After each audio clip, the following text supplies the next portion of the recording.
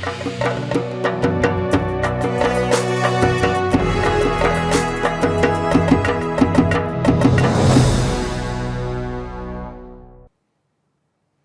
के कापोद्रा इलाके में एक इमारत में भीषण आग लगी और इस हादसे में 2 लोगों की जान चली गई है, जबकि कई लोग घायल हुए हैं। जानकारी के मुताबिक आग इमारत की तीसरी मंजिल पर एक जरी के कारखाने में लगी थी। आग इतनी भयानक थी कि कारखाने के अंदर रखा हुआ एलपीजी गैस सिलेंडर में से एक के बाद एक ब्लास्ट होने लगे। धमाकों की आवाज से पूरे इलाके में हड़कंप मच गया। सूचना मिलते ही फायर ब्रिगेड की टीमें मौके पर पहुंची। फायर फाइटर्स ने तीसरी मंजिल पर फंसे हुए लोगों की टीन शेड काटकर बाहर उन्हें निकाला, उनकी जान बचाई। रेस्क्यू किए गए 11 लोगों को तुरंत ही अस्पताल में भर्ती करवाया गया है, जहां इलाज के दौरान 2 लोगों की जान चली गई और 9 लोगों का इलाज जारी है। तो जैसे ही कॉल मिला तुरंत ही हमारे फायर विभाग की जो 4 व्हीकल्स है फायर डिपार्टमेंट की, वो घटनास्थल पे फायर स्टेशन से अलग अलग निकल गई। और घटनास्थल पर पहुंचने के बाद जो हमारे फर्स्ट टर्नआउट के जो ऑफिसर थे, उनको लगा कि ये आग जो है वो ज़्यादा है, तो तुरंत ही उन्होंने सीनियर ऑफिसर को मैसेज भेजा कि भाई आग थोड़ी बड़ी है और आप लोग तुरंत आइए। तो उसके बाद पूरा टीम हमारा जो है इंक्लूडिंग सीएफओ सर के साथ हम घटनास्थल पर पहुँच गए।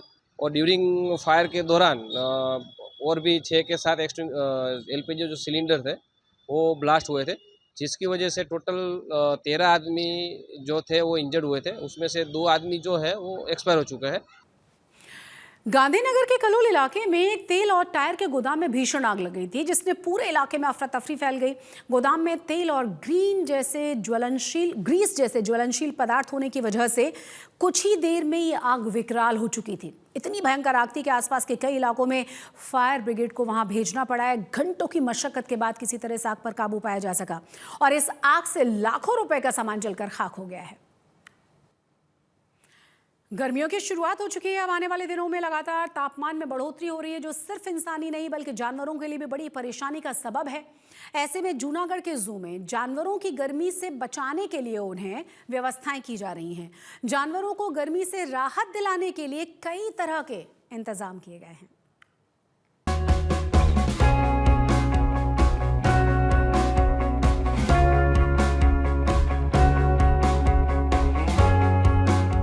जूनागढ़ के सक्करबाग जूलॉजिकल पार्क में वन्य जीवों को लू और गर्मी से बचाने के लिए खास इंतजाम किए गए हैं। जू प्रशासन ने शेर, बाघ से लेकर पक्षियों तक सभी जानवरों के लिए समर केयर प्लान तैयार किया है, ताकि भीषण गर्मी में भी इन बेजुबानों को सुरक्षित रखा जा सके। इस साल तापमान 48 डिग्री तक पहुंचने का अनुमान है। ऐसे में सक्करबाग जू में वन्य जीवों को गर्मी से राहत देने के लिए हाईटेक और प्राकृतिक दोनों तरह की व्यवस्थाएं की गई है। शेर, बाघ, तेंदुआ और भेड़िए जैसे मांसाहारी जानवरों के बाड़ों में वाटर स्प्रिंकलर और फव्वारे लगाए गए हैं, जिससे तापमान कम रखा जा सके। भालू और मर्मोसेट जैसे जानवरों को गर्मी से राहत देने के लिए फलों से बनी आइस कैंडी दी जा रही है। वहीं पक्षियों के लिए आर्टिफिशियल नेस्ट बनाए गए हैं और उनके भोजन में तरबूज और खरबूज जैसे पानी से भरपूर फलों को शामिल किया गया है।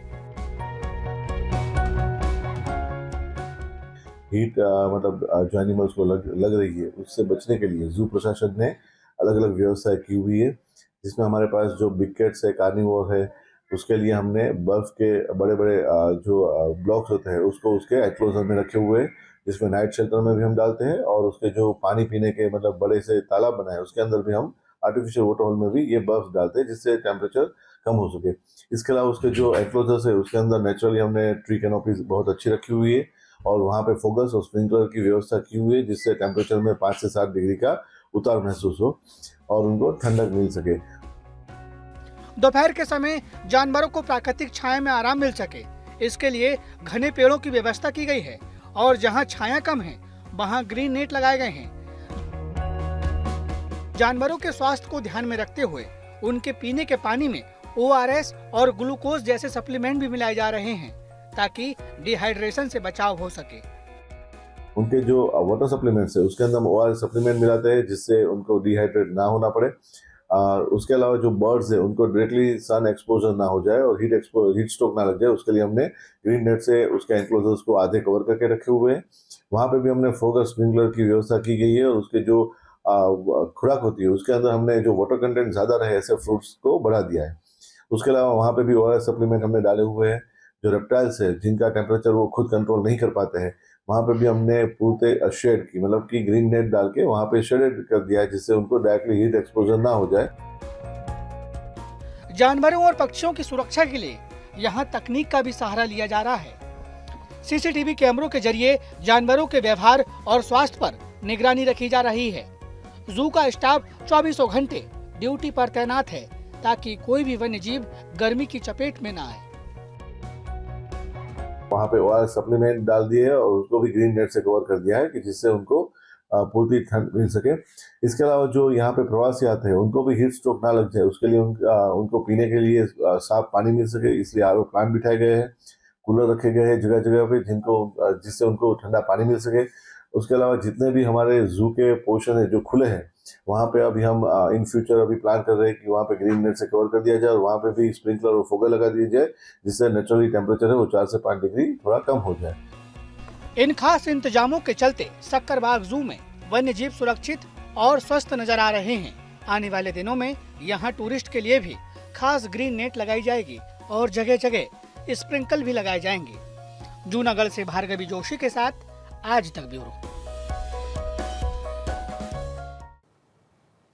अब आपको लिए चलते हैं सुरेंद्रनगर जिले के एक बेहद ही खूबसूरत गांव मालनपुर में। इस गांव में गर्मियों के लिए ऐसा जुगाड़ किया जाता है जिससे न सिर्फ गर्मी से राहत मिल जाती है बल्कि साफ हवा और प्रकृति की खूबसूरती भी साथ में मिलती है।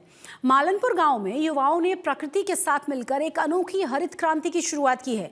गर्मियों के दिनों में जब तापमान 45 डिग्री सेल्सियस को पार कर जाता है, उस वक्त इस गांव में तापमान करीब 2 से 3 डिग्री कम नीचे दर्ज किया जाता है, क्योंकि करीब 1400 की आबादी वाले मालनपुर गांव में युवाओं ने मिलकर 8500 से ज्यादा पेड़ लगाए हैं। 7 साल की कड़ी मेहनत के बाद अब गांव के आसपास हरा भरा माहौल बन चुका है। खास बात यह है कि इनका लक्ष्य सिर्फ पेड़ लगाना नहीं है बल्कि उनकी लगातार देखभाल करना भी है, और यही कारण है कि आज ये पहला एक सफल उदाहरण बनकर सबके सामने आया है।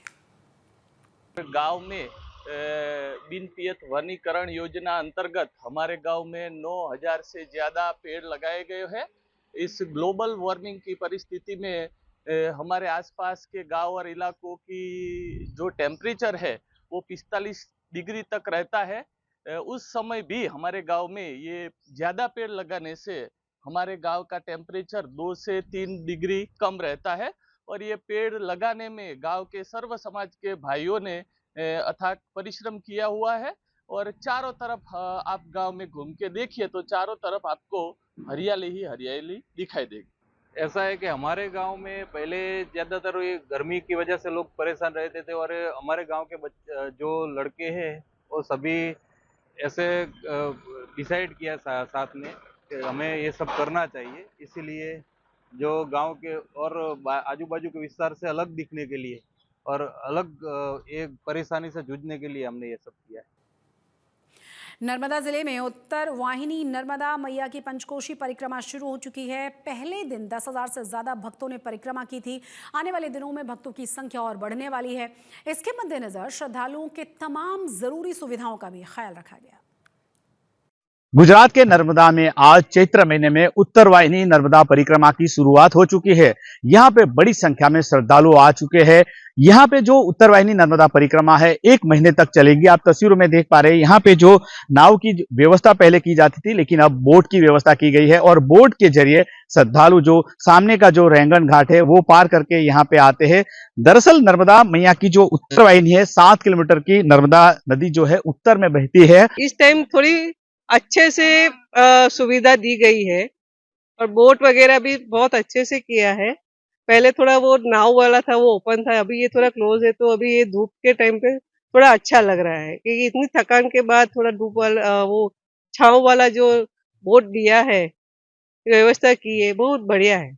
बहुत ही बढ़िया, मैनेजमेंट बहुत अच्छा है। गवर्नमेंट जो इतना एफर्ट डाल रही है, इतना खर्च कर रही है, वो बहुत अच्छी फैसिलिटी दे रही है और इससे हमारा भी उत्साह बढ़ रहा है और यात्री की संख्या भी बढ़ रही है। में यहाँ पे जो श्रद्धालु आते हैं उनका आरोग्य के लिए व्यवस्था है, पीने के पानी की व्यवस्था है और साथ में जो नदी पार करने के लिए पहले नाव का उपयोग किया जाता था, लेकिन अब यहाँ पे बोट रखी गई है और बोट के जरिए लोग रैंगण से रामपुरा घाट नदी पार करके आते हैं, यानी कि श्रद्धालु आराम से और बिना कोई दिक्कत उत्तरवाहिनी नर्मदा परिक्रमा कर सके, इस तरह की व्यवस्था प्रशासन की ओर से की गई है।